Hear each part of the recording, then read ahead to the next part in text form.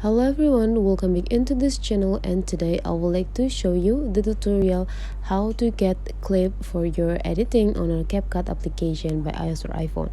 So the first thing you have to do, open your CapCut application, and after that you just need to go click this new project.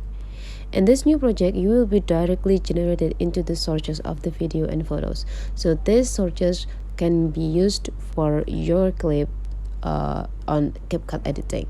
But then if you cannot find any searches that you want here, you can just go into the stock videos, and CapCut already provide 1,000 video that you can use. You just need to type specific part here or specific things. For example, you want to have a cat video for the clip, you just need to go type cat in search button and just go specific in the video if you want a video, and there will be a lot of cats video that you can use from CapCut. You just need to choose one of them, and after that you just need to go click it and go click add. And now you already have clip to edit on a CapCut.